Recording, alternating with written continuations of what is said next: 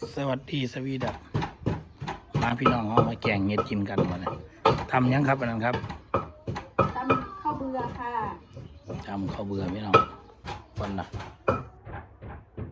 แกงเห็ดใส่ข่อยมาเก็บผักอีตูให้พี่น้องเบิ่งผักอีตูนะ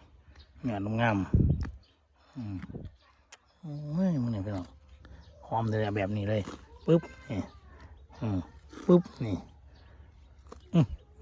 ยอดหอมน้ำอะไรเนี่ยน้ำยาแข็งน้ำย่านางใส่ตู้ไว้จนเป็นก้อนน้ำแข็งใส่ยานางใส่ผักตี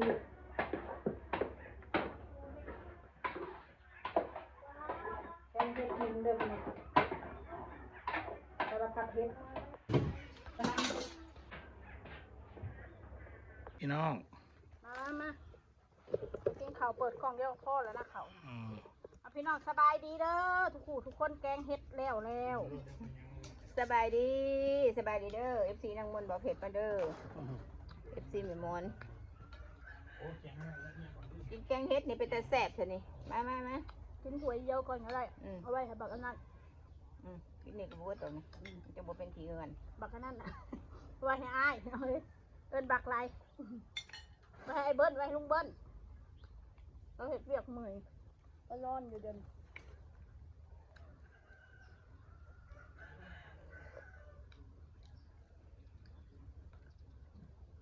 เห็ดอ่อนกินคักอยู่แล้ว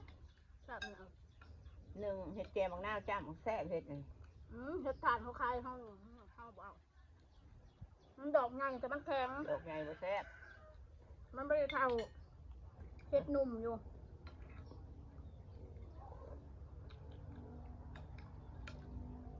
แซ่บหรือมันจางหมดมั้งดีแกงเห็ดเขาว่ายังก็แกงหอยว่ายังก็แกงหอยอย่าให้เผ็ดแกงเห็ดอย่าให้เข้มบอก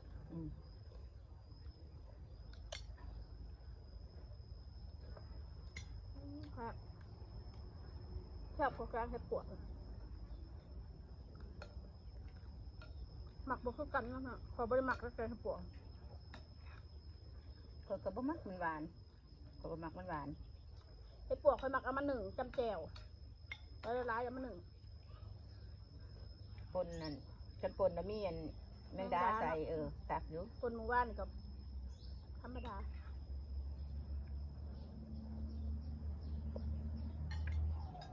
เราเพิ่งกินน้ำมันแซ่บเพราะเห็ดปวกคนเขาหมักบุคือกันเนาะถ้ามีเห็ดปวกให้เราโงกซื้อให้เราโงกให้เราโงกในปิ้งปนแซ่บเพราะเห็ดปวกไข่ใช่ไหมไข่มาปิ้งมันออกยังไงเหมือนเดิมมันจะออกมันใส่ถูก8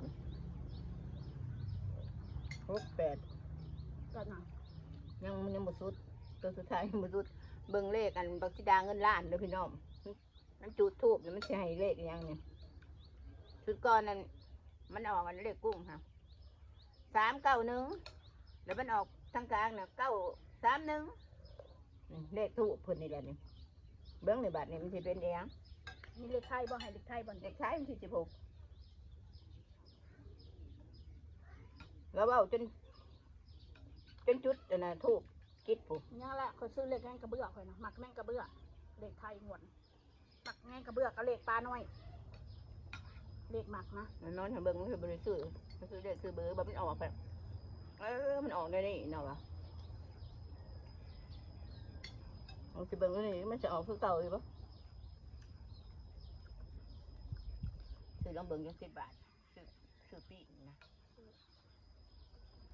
ซื้อปีนทางกลางเอาทางกกมาลงทางลมเลือกบนมาไว้เลือกล่าง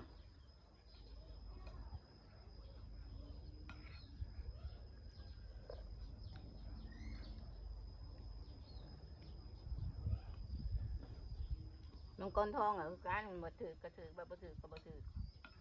ให้เลขบ่ถือทุกงวดแล้วอาจารย์เนาะ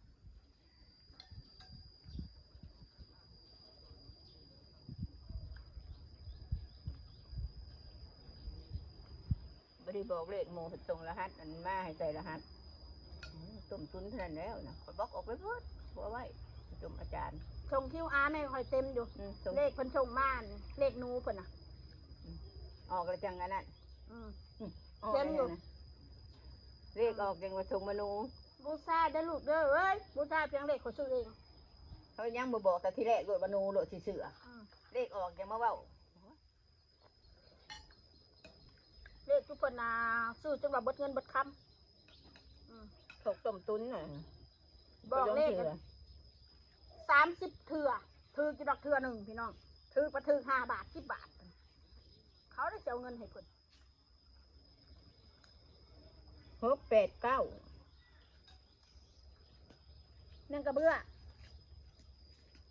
บ่แม่น 689มันสิออก เลขคุย 869มันจะออกแบบนี้ได้บาทนี่มันสิออก869 เอาน้ำมากินหน่อยว่า 8 มานั่งเล่นอยู่พี่เด้อเย็นๆให้ไปดูหันเบิ่งหน้ำไม้ก็กำลังขึ้นพี่น้องเอ้ยสุรุสะระอยู่ เลขเก้าหรือเปล่านี่ข้างหลัง ให้ดูสิ 869หรือเปล่าอัน เลขเก้า 6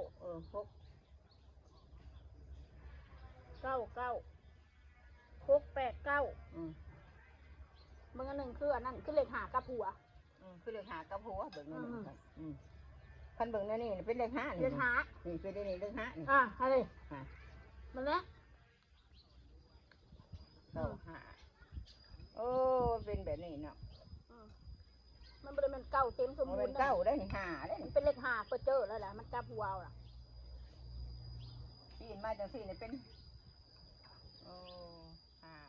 586หรือ589 เลขเสือ คัน บอก เบิ่งทั้งปีนี่89ก็เลขป่วย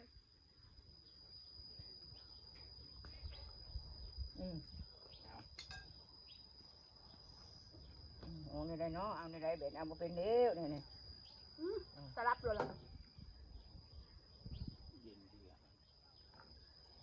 นั่งอยู่นี่ใครนี่เบิ่งมาหน้าเลยเลยยามันลอยออกไปข้างนอก 689ต้องเอา856เลขผึ่งคันเอา856นี่เป็นเลขผึ่ง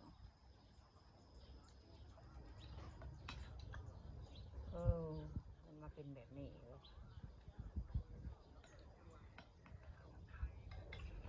869แล้ว969เลขเอียง 89986886โอ้ยเขาบ่เป็นเอาเด้อเลขจะเป็นแบบเลขถูกจะมาออกปีนเลขหาเบิ่งทั้งข้างล่างมันเป็น586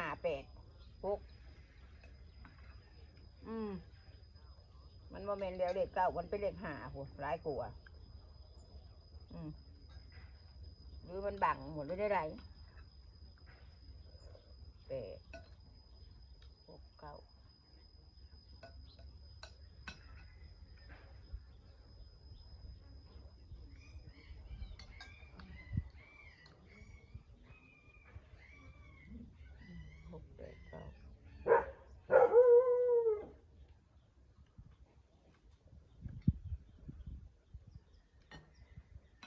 การห่อนๆกินแกงเห็ดพี่น้องตอนเที่ยง โชงน้ำซัด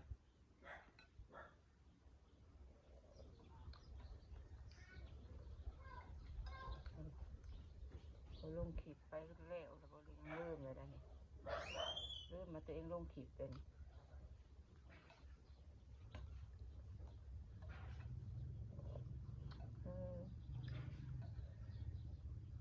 เจ้าก็กินเข่าวคนคนเพียงนั้นถือกระดอกกระเดีย ลงขีดไปแล้วลืมเลย อืม ลืมลงโฆษณา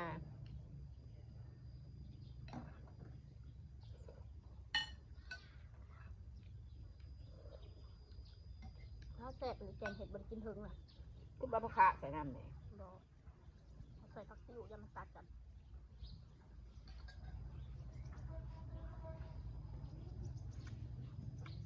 ลงขีดไปเชยอยู่ลืมลงโฆษณา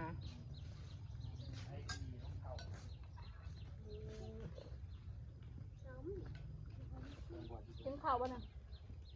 แกงเห็ดมาไหมนั่งลง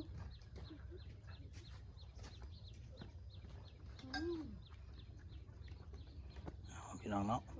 นอนไหนพี่น้องแม่เนาะ อากาศเอาเห็ด บ๊ายบาย ม